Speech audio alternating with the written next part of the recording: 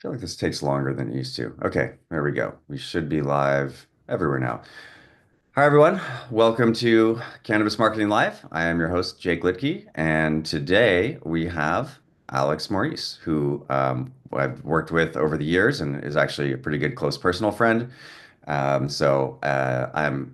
very pleased to have him here and to have his brain to teach us some things. Um, we are going to be talking about attribution today.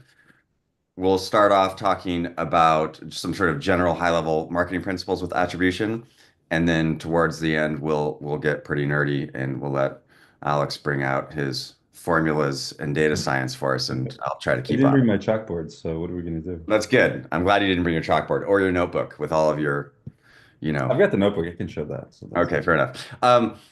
Alex is a data scientist. He is a PhD in string theory. Is that correct? that's right. Yes. We'll try to avoid string theory because that's kind of outside of the scope, but maybe you could talk a little bit about your path through data science, what you're doing now, and then we can get into it.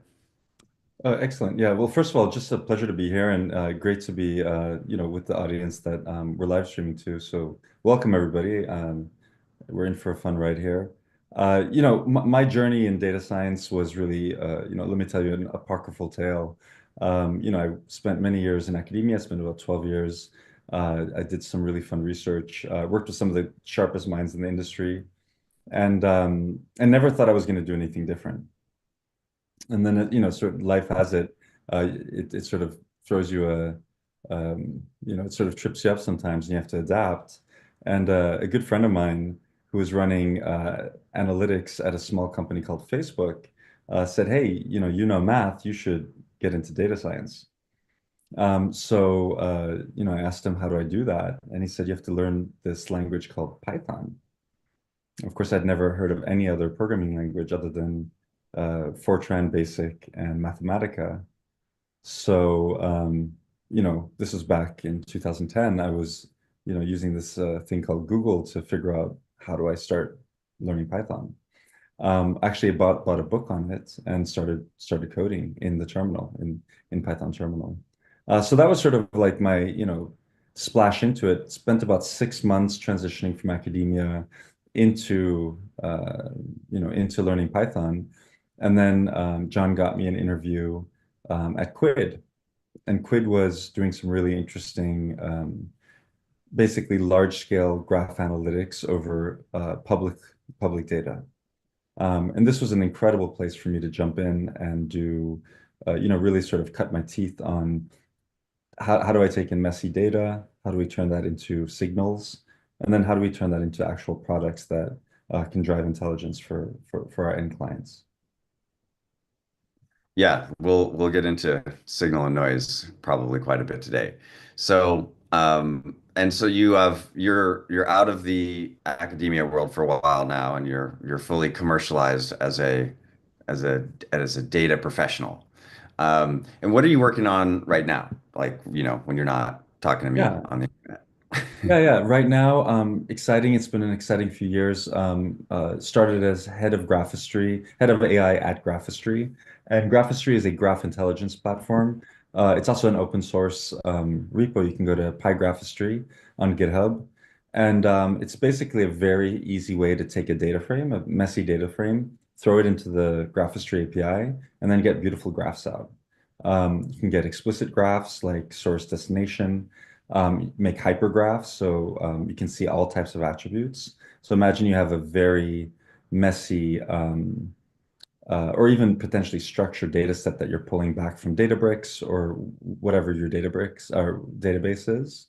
Now you can throw that into the Graphistry API, and you can basically visualize the schema of that database. Yeah. This is super useful for behavioral data, user behavioral data, because it naturally clusters that into not only semantic clusters, but potentially explicit clusters. So if you wanted to see, users by gender, age, spend, things like that, very clear signal. But also if you have more, interesting, tags on them or actual vectors, you can then cluster in those vectors, and that happens all in the API. Yeah. So it's a very powerful way to work on things. Now, the last few years, we were developing some really heavy duty technology around graphical neural nets. So basically taking um, networks that we're used to from PyTorch or TensorFlow and then turning that over into the graph domain. That was going great. And of course, what happened, right? We had the LLM revolution. So I told Leo, I said, hey, we should probably pivot on this roadmap and start developing sort of an LLM-based version of the knowledge engine that graph history is built on. So that pivoted into what's called Louis. You guys can check out louis.ai. And Louis.ai is really a beautiful product from the perspective of being able to talk to your databases, being able to do heavy lifting and analysis just by natural language, and then also being able to rerun workflows. So now anybody can come in and pretty much do almost any type of hard data science application workflows on sort of mesoscale data. Not like the terabyte size stuff, but definitely like million row type of Yeah. data. So All right. super I'm going interesting to stuff like that. try to translate some of that a little bit. So first of all, just some, we'll try to, I will try to translate phrases that we're used to throwing on. But one thing that's important, you mentioned the word data frame, right? So when you're dealing with large data and when you're running advertising campaigns, you're generally running millions of impressions, right? So you've got millions of points of signal across a bunch of geography, a bunch of publishers, different creative sizes. A data frame is essentially a spreadsheet, right? Mhm. So you think of it as you have X and Y axis, so you generally have columns that are Rows. your dimensions and rows that are going to be your events, right? So each row is one advertising signal or a purchase. And then your Mhm. dimensions are going horizontally. And when you're dealing with large data, you can't do this stuff in Excel. It will break, right? So if you need to load 10 million rows and look at And you're all, also limited in Excel to basically like what I consider first order analysis, right? Very simple pivots and things like that. Yeah. yeah. So there is when let's say you've got 10 million ad impressions you've served over the last 90 days. Okay, so it's a huge amount of data. There's no way you can look at it and get the insights that you want. So you have to use software to do that. Generally, people are going to use some version of Python. They're going to put it into a large data store. It could be Databricks. It could be Snowflake if you want to spend a lot of money. It could be ClickHouse. Um, or it could just be on your computer, right? You could have a CSV file with all Mhm. these rows and then you can process it. Now, why do we want to look at all of this data? Well, first off, and I'm going to keep this around advertising because that's what we focus on. If you're advertising, you're spending money, right? So every single one of those points of signal, you've spent money, Mhm. on that. And you want to take that data and understand how you want to spend your money better in the future. Mhm. So we'll take a couple simple dimensions that are important. The most obvious one is like publisher, right? So you're running ads. Which publisher are you running them on? Depending on what your brand is, there you get very different results from the type of content that your advertising is going to be on. Yep. And I'll take another simple example. People play games on their phones. There's lots of opportunity to advertise there. People read the news, right? Now, the same person doing those two different things is effectively a different conversation and they're in a different mindset, right? So, another example I like to give is if you are, let's say you're a business professional and you're a parent, right? When you are at the airport on a business trip versus when you're at the park with your child, your mind is in a completely different place, right? You care about different things and you will engage with different content, right? So, what you're doing and when you're doing it is important. Mhm. And you can change the outcome of your advertising, 3x in terms of like dollars in versus dollars out if you look at this data and understand what's happening, right? So that's the advertising, that's your engagement, you're sending a message out in the world. Now, the part that again that we focus on a lot at this point is purchases. People make online purchases, right? With attribution models, we have ours, other people have theirs, Google has their own, Facebook has their own. What you're effectively doing is you're looking at the signal that you're seeing off of the engagement, and then you're looking at the signal that you're seeing coming off of the purchase, right? So if someone orders something online, you get two signals there. And the way you do attribution is you measure like how similar they are. And again, a very simple version would be you can do it with cookies, although cookies are less important these days. Mhm. You can do it with the actual event itself. So when you serve an ad and you have an attribution tag on it, you get an actual electronic signal to your servers, and it has information in it like Mhm. IP address, device type, other things, and then Mhm. you can use that to measure back. Mhm. There's Yeah, a lot of, yeah, go ahead. yeah. I mean, essentially, what I think the point that you're trying to drive across, if I could sort of ad-lib it, is that um, many times these experiences are very context dependent, Mhm. right? And depending on whatever context you're in, um, you can actually take what I would consider a very multimodal distribution, right? So relaxing at home, watching some sort of something on TV, versus being at an airport, thinking in terms of a business trip or seeing some sort of billboard ad as you're driving into San Francisco. They're all sort of very different contexts. So what gets very interesting in my mind is that finding the linear combination of that really amplifies the experience. And many times in the attribution modeling, it's very difficult to know exactly what affected what. And we know that there's a lot of synergy between the two. So for instance, CTV or DOOH can do, it can drive awareness at scale, and it lends itself to building trust and cognitive awareness and emotional readiness, before the user ever searches or clicks. So those types of things are very interesting from a contextual perspective, and that's where we start thinking about applying the mathematics of Bayesian analysis and these types of things to those problems, so you can actually derive real signal from noise there. Yeah. And to set the table a little bit, a lot of people that haven't spent their career in marketing, they start a business, could be a retail location, could be online, and most people think about advertising as like Instagram ads, right? You run an ad for some widget and then you click on it and buy it. But that's not really how marketing works in the broader scope of things. You generally need to have a bunch of touch points with the consumer over a period of time, depending on what the Yeah. purchase is, right? So there's a lot of science around this. Sometimes people say it's 10 times, sometimes people say it's 20 times, where someone has to see your brand that many times before it registers in their brain as a real thing, right? Mhm. Um, so when we're doing, let's say we're doing online D2C sales, right? What we see generally is a window of about 7 to 10 days in between the first impression that you Mhm. send someone and making a purchase, right?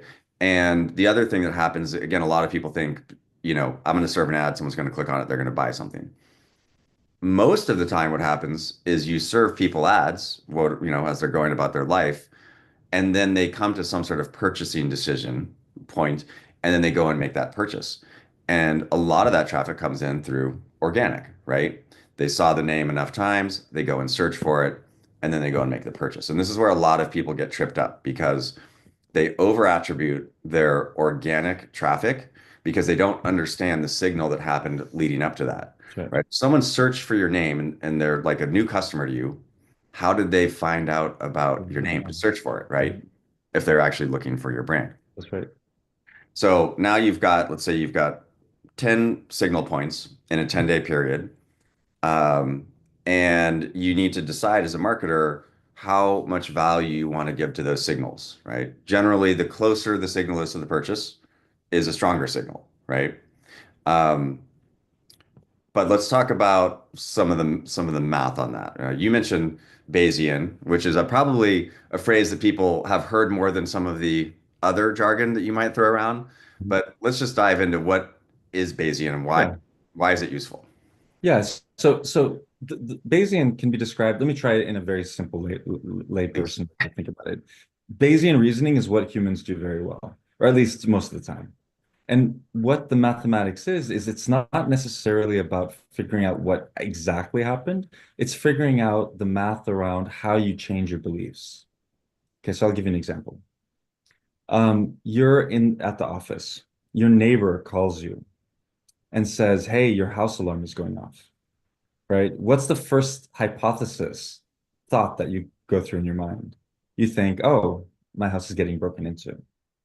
So now you're freaking out. You jump in the car, you drive over the bridge back home, and you turn on the radio just to clear your mind. And now you hear there was a 4.3 earthquake in the region. Right now, what happens? What happens to the prior belief that you had? It Right? It changes. changes, Yeah. right? So something in your mind, right? You can imagine you have a bunch of thoughts or hypotheses about what the state of the world really is, but those can modulate and change given new information that comes in. So Bayesian mathematics is the mathematics around that type of reasoning. And of course, it goes very deep. It touches string theory, it touches all these very deep things. But essentially, that same exact math that I was doing as a grad student, postdocs, professorship was is exactly the same math that then became incredibly valuable when we were building, all the things that we built. Yeah. So from that perspective, if I can write down a calculus or a mathematics that describes how I can update my belief of the state of the world, then that's a very valuable system for me to understand things like sequential or attribution modeling through a very noisy data set, right? So let's say I know that I spend X amount of dollars on advertisement out in the wild, right? So brand awareness. Now that brand awareness I know is producing some sort of signal in the wild. And then I've got some other system out here, which is, let's say, Google search, right? So now I see that there's ad spend that happens. Let's say it's $1 million just for a round number. And then there's some lag. And then all of a sudden I start noticing that there's some upward trend in people searching my name, right? There's a clear correlation between those things.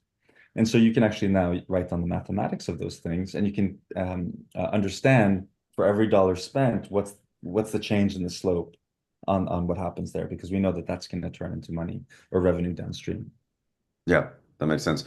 One of the examples I like to give, which resonates well with people when you talk about this, is sometimes you see an ad for pizza and then you want pizza, right? You're like, oh, that looks good. I Yeah. want that. However, you might not be in a position to have pizza at that moment, but you're like, you know what? I'm gonna get pizza on Friday, right? So it's tying the signals together and then weighting it, right? So let's say you have a purchase and it's $100. Okay. Almost always that's going to happen because multiple events occurred. There's potentially awareness advertising that occurred. They may have then searched for your product or either the brand itself or like pizza. I want pizza versus like I want Pizza Hut. They're going to get search results back or they're going to get ChatGPT results back, which we're seeing a lot more traffic coming from that. And then you have multiple placements that happen in that consumer experience, right? If you're doing your SEO right, you'll show up organically. But generally, you're also doing paid search, right? So that you buy that top spot so that your name Mhm. comes up. Having both of those positions is reinforcing to the consumer that you are a serious company, right? So, and there's another conversation where people are like, oh, I don't want to buy my own word, my own name, because I feel like that's wasted money. Because if someone was searching for me, then they would Yeah. just hit the organic result. However, if you type in any major brand name, like just type Nike into Google, Nike's going to show up right at the top, sponsored, right? They're buying that position because that individual impression is actually has a nominal cost. Mhm. But the ability to show up both in organic and paid search, there's psychology behind that for consumers, and they'll click on one of the two, right? They Mhm. might click on the sponsored one, maybe like I don't want to give Google money if they actually know what's happening in the background, so they click on Mhm. the non-sponsored That's one. me. Yeah. But either way, you've taken those two positions, right? Mhm. So that means that you've got the $100 purchase. You spent some money on advertising somewhere. Could be CTV, could be digital, could be a billboard. Then you spend a little bit of money on the paid search result. And then you've also spent money somewhere to get the organic result to the top also, right? So you now have three different things you're paying for, and you have a $100 purchase. Now we get into like a pretty highly subjective and controversial like Mhm. topic, which is if you have $100 and let's just say your margin is 50%, right? So now you have $50 of profit. Hmm. You want to make sure you're spending less than $50 for that, right? Collectively across those channels. But how do you decide, is the advertising worth 50%? Is the paid search worth 20%? Hmm. And I'm just making numbers up. These are, it's just a conversation to think about. And you have to account for that. You have to account for all of those things if you're going to be running if you're trying to build a real brand and do real marketing, you need to hit people across multiple channels. And then you need to like basically take your best guess as to how you want to allocate the investment across those channels. Hmm. So let's use my hypothetical situation with those relatively simple data points. How would you guide someone in that? Like what do you look at and how do you, try to get some semblance of the truth? Yeah, yeah. Within the the sphere of algorithmic analysis, right? You take historical data and you try to infer, basically what interactions are, statistically contribute to the conversion. So one thing that I know MediaJel can do because they have those channels is we can basically take all those different signals, put that within a statistical model, and then basically do the moral equivalent of regression over that model. So you can do some sort of feature importance and figure out that in general I have 20% in this channel with an error bar of 5%. Many times, and this is where it gets difficult, and we found this many times, is that basically the standard deviation is much greater than the mean, right? And then you don't actually know. All right, so you're gonna have to, we got a wide Oh yeah, range of audience here. So standard deviation how and mean. much something varies, Yep. right? Mean, what do you ex what's the average? What do you expect, right? So now if I say to you, um, what's the temperature in San Francisco today, right? And you're like, well, normally it's about 20 degrees Celsius, right? Okay, well, Today it's it's so 32. 60 degrees Fahrenheit. Sorry. Yeah. Yeah, I'm in the physics brain, so Celsius was always Yeah. the one. But yeah, what if it's now 95, right? So that is a very huge leap from what you'd expect. Okay. So same thing in these types of attribution modeling is that you have essentially a huge set of confounding variables, and confounding variables means variables that you might collect, but you don't actually know if they're producing the right signal that you understand or care about. And many times when you do this type of analysis, you might find that the variable in question fluctuates so much compared to what you would expect that it actually doesn't become um, a useful variable to explain the distribution or explain the data. Yeah. So in general, I mean, just to answer your question, in general, there is a bit of a nuanced art here, right? And there's ways that you can test this using different methods to figure out exactly what is a good mix. But in general, just start 20-20-20, something like that, or 40-20-40, and then you can sort of adjust from there. Yeah, I'll give you a pretty topical example. 420 just happened, right? So that creates I Wait a mean, minute, when across, did I totally missed that? it's April 20th Oh yeah, here.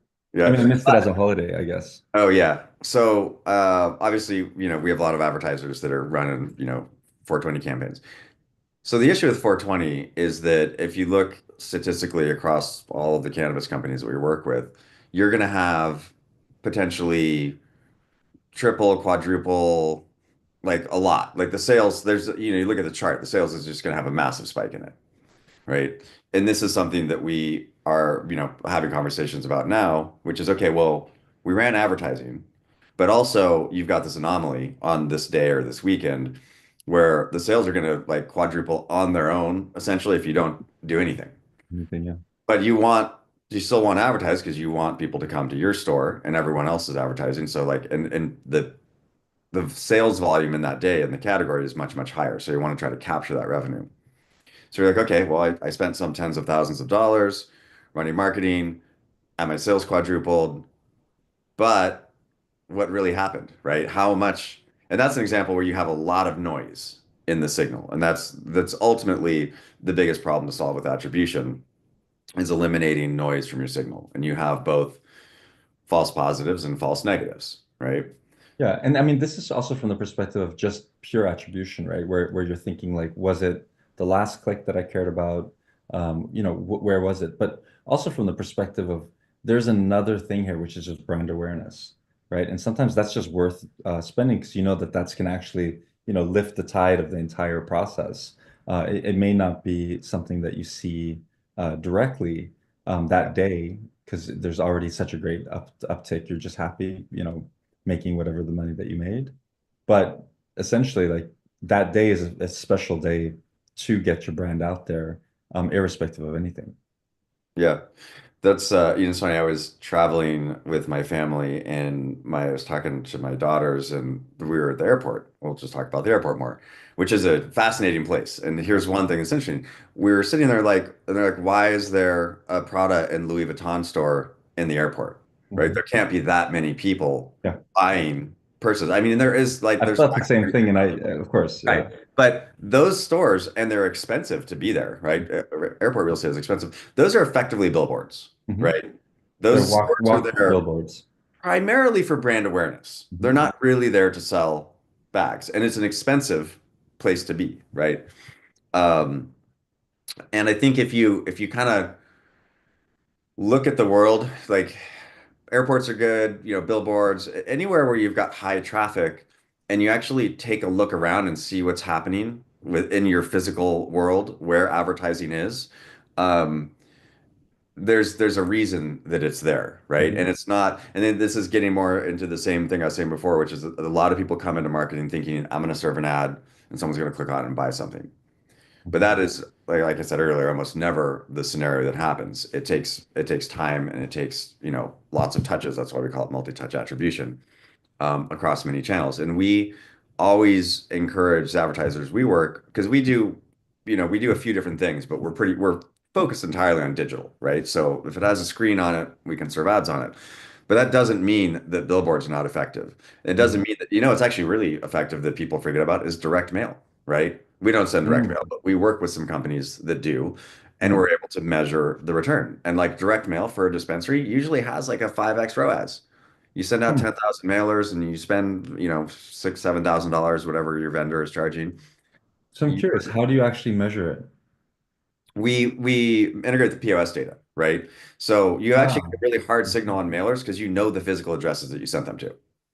And then if someone comes in and makes a purchase, another thing that's unique, at least about dispensaries, is you generally have the addresses of people because they have to show their ID.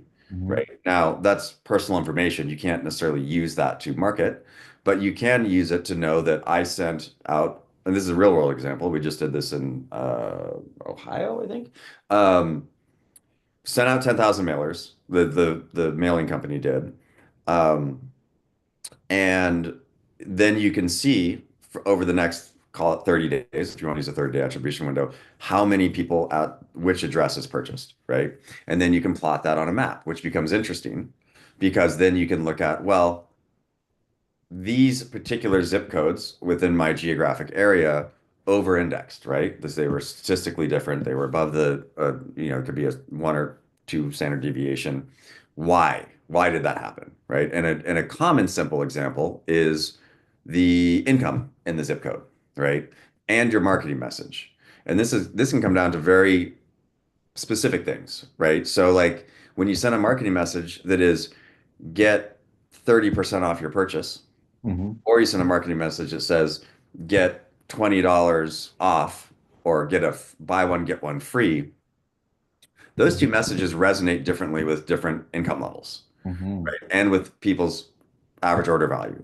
If you're Mhm. someone that spends $20 at a time, 30% is not a very big number Mhm. of $20, right? So in that case, getting a free product, which could have the same net Mhm. value, right? Exactly. The Double the value. consumer has a very different engagement level, Mhm. right? And it can come down this, I'm using some like simple examples, right? Income and discounts. There's a correlation there. Mhm. Um, so run the campaign. Then you realize that, okay, well, I'm going to send out 2 different mailers next time. I'm going to Mhm. send one with this kind of discount to these zip codes, and I'm going to send a different one to these zip codes. And making those little turns like that can literally impact the effectiveness of your 100%. campaign like 200%, right? Yeah, yeah, 100%. Yeah, no, that stuff is super interesting. And also like, this sort of runs into this notion of like a contextual bandit model, right? Which is, how you would think about where do you play in the slot machine, right? And so in the beginning, you have no idea you don't have no good hypothesis on which one you should play. But as soon as you start seeing some of the patterns, if you have enough time to play it 15 times each, right? You start getting a sense, oh, this one here might have a slightly higher probability.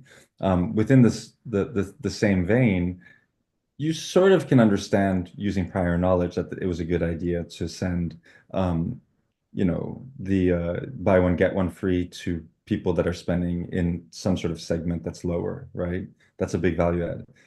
In other areas where people might be doing the $200 purchase, right? 30% off is a much better situation at that point. So yeah, so that stuff is very interesting. Same thing with algorithmic ad buying, right? So you can do that exact same thing. You sort of sample the water, do one iteration, you update your priors, or you update your hypotheses on what works and what doesn't, and then you continue that way. And so after a short amount of time, you have sort of like peaks in the space of where you should be putting your attention, and then also putting your ad spend. Yeah. Well, let's dig into the multi-arm bandit thing because I think that's a good analogy for people to wrap their head around, right? So you run an ad campaign and you run 1 million impressions out to market. The multi-arm bandit, is a methodology, but it's pretty easy to explain. So what you've done is you think of a slot machine, right? And you've pulled the lever now 1 million times. Mhm. Okay, and each time that you pulled the lever, you got a different set of results. Each individual pull has almost no value, Mhm. right? But in aggregate, Yeah. that's where it becomes interesting. Yeah, so the idea is, right, let's say I have 15 slot machines and I notice that baseline conversion is 1%, just hypothetical. Yeah. But then you see that there's one that's 2.3%, right? Obviously you want to go to that one. And so that's the idea, is that you sort of do this painful sampling that might cost a little burn-in, might cost a little money to do. But after that, you know exactly where you should be hitting.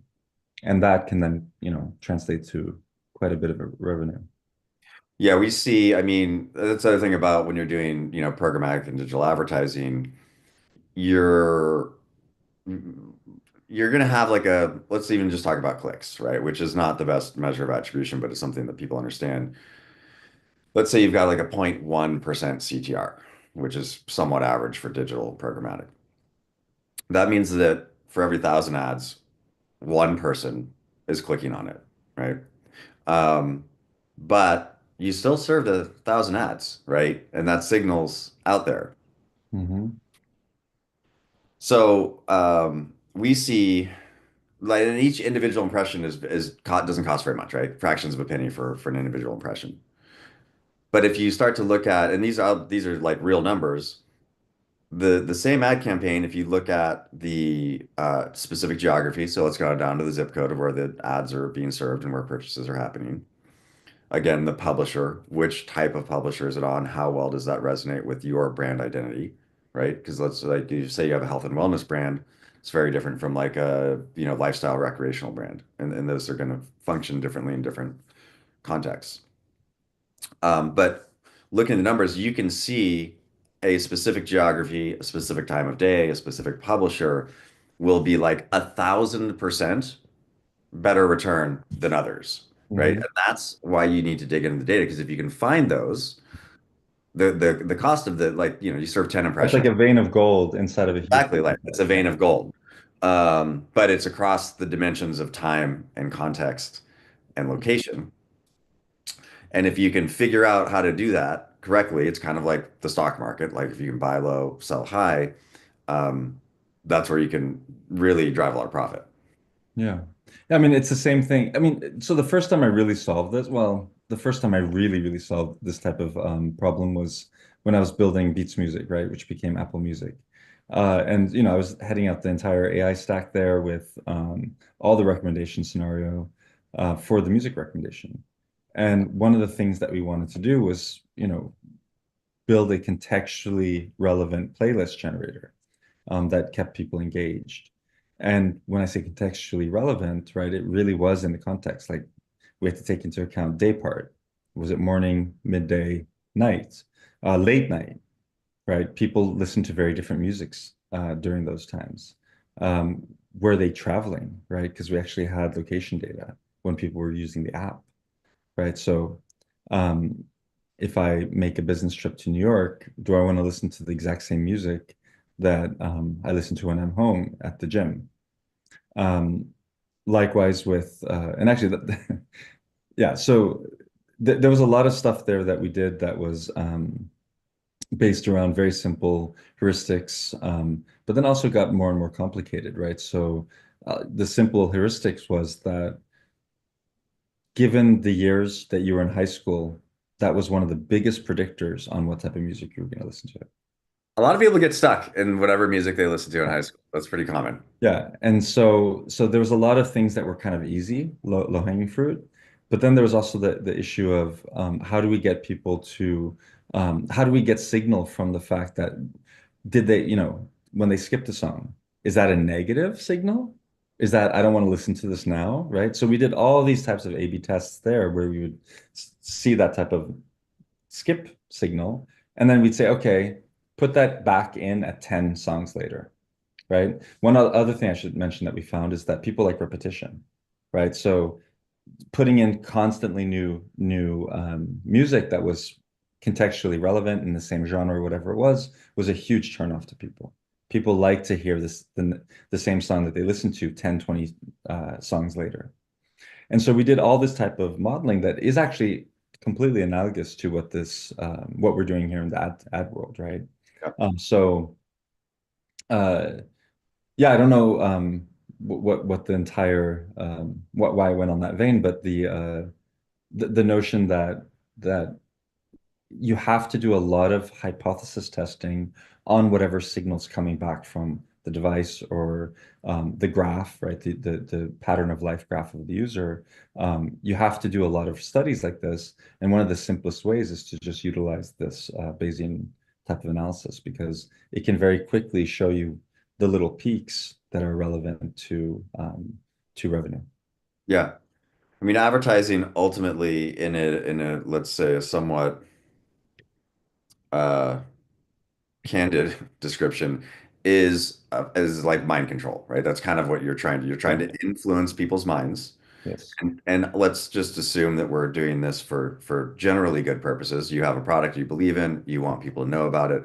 You need to insert the awareness of your brand into their psyche, and then you want to drive them through, the consumer journey or the buyer journey to become your customer. Yeah, I mean, this is the reason why think tanks in DC are populated with people that did marketing, right? They understand this exact same thing. Repetition is one way to drive awareness of something. Fear is another way, or FOMO, right? And of course, all the other aspects, well, Well, sex and yeah, and on that, I mean, most buying decisions they come down to some sort of emotional decision, whether it's I'm hungry and I want pizza, or I am afraid, so I'm going to buy an yeah. alarm. And I don't think people in the new generation know this, right? But like ad ad spend or commercials and stuff back in the 50s were um, a long list of product descriptions and utility, right? And they realized this is a ridiculous way to sell things, right? And so, and as early as the 20s, 30s, right? And so once people understood that, they turned it into what's the feeling that people want to feel, because that's going to have a much higher resonance in brand awareness than a list of features. Yeah, I'd like to use the example of insurance, right? Because like insurance is a boring topic. It does have there's sort of a fear and protection emotional thing going on it. I'm already not listening, so yeah. Yeah. But look at insurance ads. They're all humor, right? Because that's kind of what they have to go with. They're like, I'm going to make you laugh. That's because I can't really talk to you about insurance because that's super boring, right? So successful brands, even when they're selling something that is, in some ways unemotional or uninteresting, you have to figure out some sort of emotion to connect with, right? Yeah.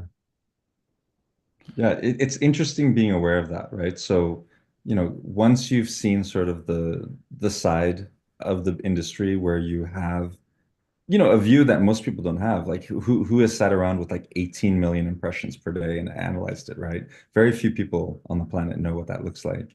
And when Yeah. you do that, segmented by geo, segmented by all the things that exist in the database, like political affiliation or all these things, you very clearly see huge differences in what is considered good or bad, right? Or what actually drives click-through, right? So another company that I built was, well, now it's called Zeta Global, but it was Boomtrain. And there we did, we had basically served all the native ads for, CBS, Huffington Post, all the different Mhm. news channels. And when I looked at that data and I did clustering, regression, modeling on likes, on things that we could get from third parties, it was very clear that people engage in echo chamber type behavior because of they have a worldview that they hold on to and want to cling to. And for me, this was an incredibly painful process, right? Because I'd come from the academic sector. I believed very much that the academic world was the source of knowledge and truth and everything holy. And I realized that no, in fact, most professors are highly propagandized people that aren't aware of it, right? And they're consuming a very small sliver of content that actually goes against any sort of rational, real Bayesian reasoning. So, of course, I lost, a lot of friends and stuff telling them that, hey, don't tell anybody that their worldview is wrong, right? That's the Yeah. worst thing you can do. Well, you can bring Um, it back to emotion too, because when you tell human beings information that doesn't align with their worldview, that creates emotional discomfort, yeah, right? Because you're now forcing someone to question things that they 100%. believe, and that is Take for that's granted. people don't like that, right? Most people don't like that. Um, And I totally have empathy because I didn't like it either. I really, really thought that, the academic community was the most informed community on the planet, yeah. and it was painful. All right, so let's see if we can reel it back in here. Yeah, We're let's reel it doing back. pretty good, not gonna. This was a sociographic Well, exploration. it is helpful to understand because again, there's like when people come to marketing that haven't spent a lot of time in it, and I keep saying this, they think that you serve an ad and someone buys something because it's a pretty picture or something that they want. But really, it's about influencing mental state. It's about telling a story. Ultimately, all marketing is telling a story of some sort, whether it's humor or fear. But that because that's how the human brain works, and that then correlates to emotion, right? So. I think understanding that helps marketers make better decisions when they're trying to like get their product out in the world. Um, and another thing that people come to is like, especially if it's, you've started a company, you believe in your product, you're like, it's great if I just tell people it exists, then they'll buy it, right? But the reality is they don't know anything about it. Like they don't know whether it's good, in some cases, what even it does or is. We've seen people forget to just like put their name in their ads sometimes. They're like they have the whole thing. So I'm like, Where's your how do they find you? Well, they're going to click on it. Well, maybe they're not going to click on it, right? So now you're spending money telling people about something, but not even giving them a way to understand how to reach you, right?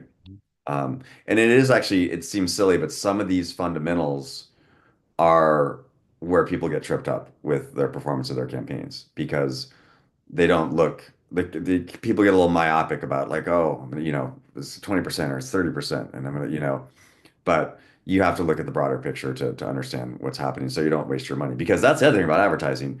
It is a terrific way to set your money on fire and like and waste it, right? The whole system So, is so Jake, let me ask you this then. Like, given, given what I know about the MediaJel dashboard, all the cool data science we're doing there and all that stuff, like when you're communicating this to clients, is it just like, hey, at the end of the day, we can have a coefficient that's higher than one on, what you spent versus what you're actually going to get? What's the best way uh, yeah. that you So can communicate that to the average client? yeah, so generally we're looking at purchases made, right? So we look at the purchases coming off the e-commerce, and then we tie the signal back to the impressions. And we have taken the approach of doing it in a transparent manner, right? So we actually give our advertisers all the data that we have. And one of the reasons that we do that is because people have very different opinions about what an appropriate attribution window is. Is it 1 day? Is it 30 days? And then how are you going to measure sort of the decay? Well, let's talk about that a little bit. You've got a, kind of a time decay on the signal. A impression that happened 30 days between the impression and the purchase, that's a weaker signal, right? And it's not really a linear That's right. reduction either, right? Exactly right. Yeah, I mean, so in the realm of, sorry if I'm cutting off, No, but no, go. in the I was realm of teeing up for that. mathematics, like if we talked about this, right, Yeah. there are distributionals that we use, right? So the Dirichlet distribution, right, or negative binomial distribution. And what's amazing about these distributions is that they actually have these things where they're peaked on one end, very flat in the middle, and then peaked on the other end. Yeah. So it can actually be that you're driving impressions for an entire month, right? And then you even just stop, right? You stop for 2 weeks. And then that they see it one more time again, and now suddenly there's a decision to buy, right? And so that is a very well-known distribution, right? Or it's a very known parameter space in that distribution. I, I just And call it U-shape. Is there like a more scientific name for that? yeah, I mean, it's the Dirichlet distribution, right? What? So yeah, the Dirichlet? Dirichlet, Yeah, I don't know that one. Is yeah. the name? Yeah, that's the name, yeah. Okay. And so there's like a what's called like a gamma prior to that distribution, and it can have everything from like a standard Gaussian, right, which is the sort of standard thing that everybody remembers, the mean, and then there's sort of a variance Bell around the curve. mean. Right. But then yeah, the bell curve. But then it also has these places where you can go up into the space, and it basically has, oh yeah, U shape, exactly right. So it's Yeah. sort of like this U shape, and so there's a lot of things that are potentially happening low down, and then there's this sort of desert of nothing, and then suddenly there's a signal on the other end, right? So a very useful distribution for this type of modeling, and a lot of the stuff that you do in like lifetime value analysis, retention analysis is using that type of prior. Yeah. When you start a campaign and you start measuring attribution, you get, day one, you're running impressions and there's no sales, right? Because it takes a couple days for that to, so you generally look at, it's a pretty standard looking chart. It kind of goes up and to the right, starts at zero, goes up, and then it'll start to level off and you'll have sort of peaks and valleys and you'll see, it's nice when the data just makes sense. Like, because if you like, let's take a dispensary, for example. You see the sales chart, like Friday always has more sales. Thursday and Friday, like pretty much consistently across the board, that's a busy day, right? So when you zoom out on a chart and you're running for 6 months, you see every Friday, right? You see little bumps, right? That makes sense. Totally. Um, and then, 420 happens and it goes off the charts and comes back. But in between Fridays, you still have variability, right? Like this week was better than that week. What's happening on Tuesdays? And we've been able to use this data to help people kind of level out their sales in some ways, right? Mhm. So this is classic like bars, right? They have Taco Tuesdays. Why do they have Taco Tuesdays? Because like So yeah, Tuesday's not like the normal day that people think of going out. So offer them free tacos and then they come in, right? And I think, cannabis marketers can learn a lot just from looking at what's effective. And a lot of times you look at yourself, like what are the decisions that you're yeah, making that you didn't, how are you being influenced? Um, and well, hopefully we don't go too far off a tangent here, but a lot of people say my phone is listening to me, right? Which let's just assume that that's not true for this yeah. conversation. Okay. It may be happening, but let's just assume it's not. Um, what's actually happening is that you give these social networks enough signal about yourself on a daily basis That's right. that they can They can generally infer. predict what you're going to do in the future before you know you're going to do it, Yeah. right? Yeah. Yeah. Uh, And this is the spooky thing, right? Like I have actually I've worked in a ton of different contexts. I've never ever gotten a data source where the phone is listening to. Like, and I've seen a ton of stuff where that is pretty scary. But I've never seen that one. But it is really true, right? So there's this notion of latent variable modeling, right? So um, if I, and we all do this naturally. So if I show you a zoomed up picture of the thread on a tire, right? You know right away it's a tire, right? There's no need to see the entire tire or even the hubcap, right? You just know.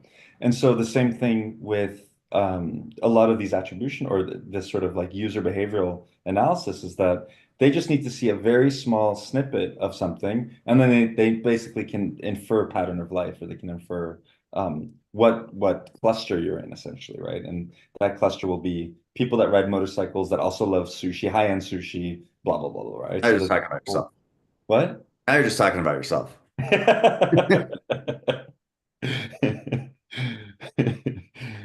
I, Oh, I assume you like sushi. I know you yeah. have a motorcycle.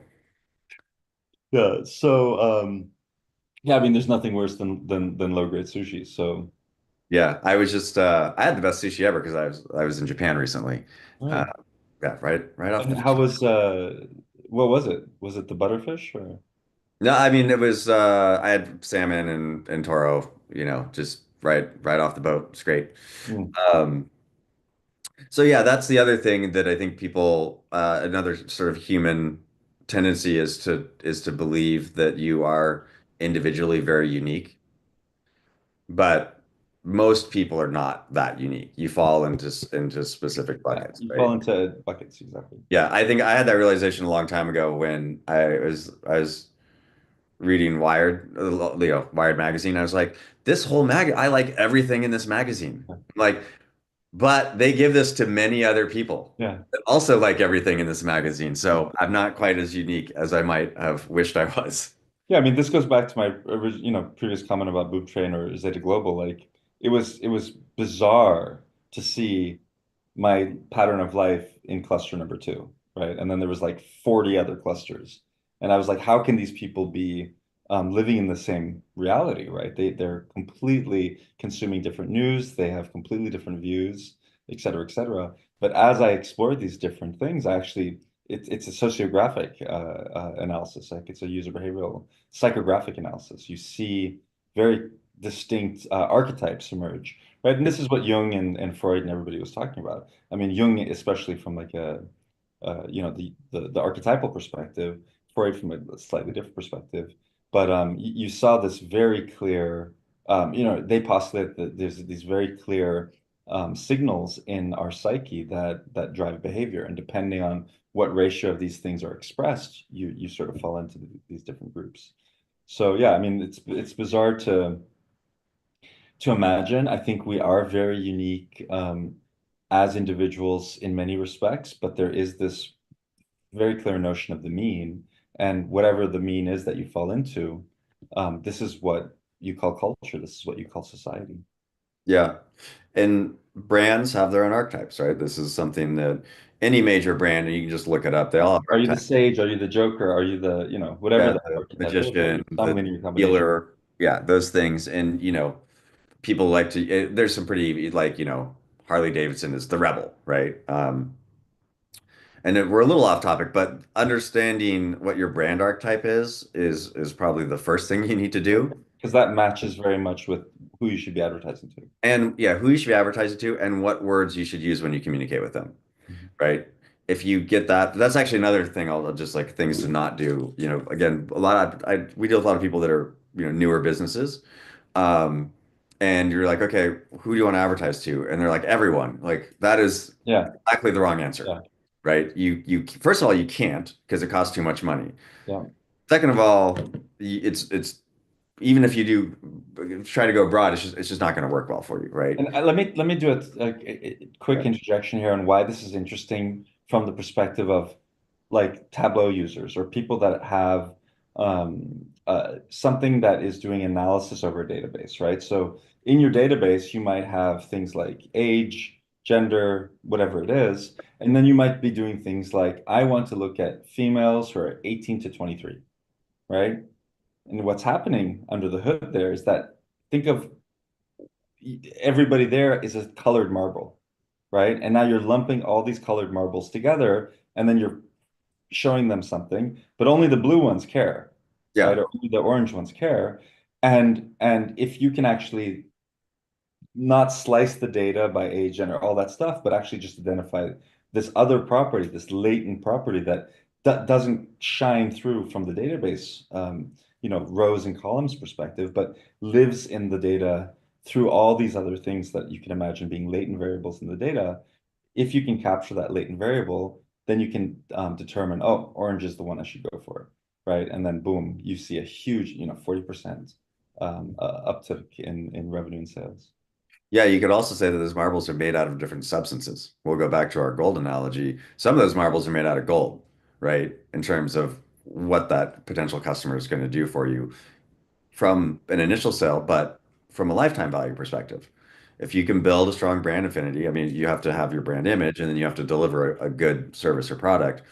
But, that one or 10 impressions that you paid 2 cents for that got that person to be a customer and then you delivered well for them, that person could be worth potentially, many thousands of dollars Mhm. to you, right? So it actually is the value of a little thing of gold if you can identify which ones you should be targeting. And you really only can do that by running data. You got to run advertising, collect the data, Good. and generate. And you have to do so in a way that where you're setting up just like you said before, like what is the actual copy content size that what is the offer? The offers have to be linear and independent, right? Because if you get a user trying to game the offer, wait a minute, if I spend a little bit more here and I can, right, then you're actually losing, right? So you want all the offers to actually be linearly independent or very independent of each other, and then you want to be able to understand that all these independent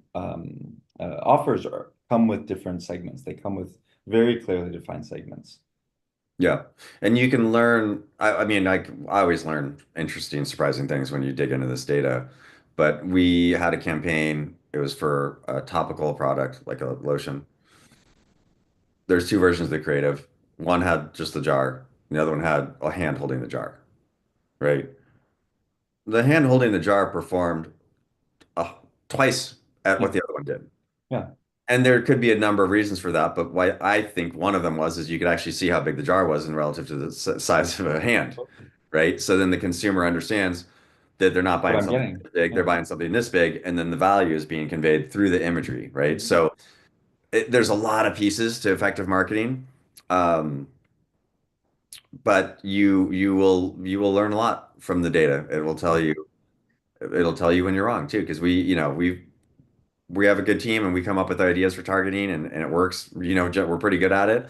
But, we still get surprised Yeah. sometimes by like, oh, well, I mean, that that's the worked beauty differently of, than I of, thought. of actually doing the real data science behind the scenes, right? Because you actually have a mechanism there that can tell you if your hypothesis is wrong or not.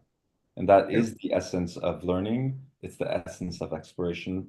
And it's what gets you there. Yeah, I got one last example. We're still running. We have an advertiser that sells online, then you don't have physical stores, they're just doing e-commerce. And Texas is their biggest market, right? By sales volume. When we ran detailed analysis, what we found was that yes, Texas is where you're making lots of money. However, South Carolina, for the number of impressions purchased versus the number of dollars generated, is actually a 4 times better place to spend advertising. Hmm. They're not going to not run ads in Yeah. Texas, they're Yeah. profitable. That's the mean. But Yeah. yeah, but you can see like here, I didn't even like, we didn't even really think about that state, but it turns out that whoever is in that state and your product alignment is working fantastic and you should spend more money in that state, right? Yeah. Amazing. Yeah. So, all right. Well, we're up on time here. That kind of went by quickly. Hopefully, we didn't get too nerdy or tangential. Well, I mean, I think we need to do another one where I bring my Blackboard, right? So we can actually, and then maybe even do a quiz. Yeah, we'll send a quiz with like if you can get any questions right after the quiz from Professor Alex, then we'll send out a prize. Well, this was great, good fun, and thanks for having me, and thanks Yeah. for everybody who's listening. Yeah, and if people want to just maybe talk a little bit more about what you're doing at Louis in case people are interested in getting in contact with you, why would they want to talk to you about that? I think it's interesting, but we didn't really talk about it. Oh, okay, great. Yeah, no, that's fantastic. Yeah, I mean, check out Louis.ai, just LOUIE.ai. And we're primarily going after the cybersecurity use case. But honestly, it's a general purpose platform. You can do genomics analysis in it. You can do all this pattern of life. You can do lifetime value analysis. Anything that a business user would care about, where you need to do, dashboards, interactive dashboards, interweave code and analysis, all using natural language. Check out Louis. It's really, really a fun product. All right. Thanks for that. Alex, I appreciate your time and we'll chat soon.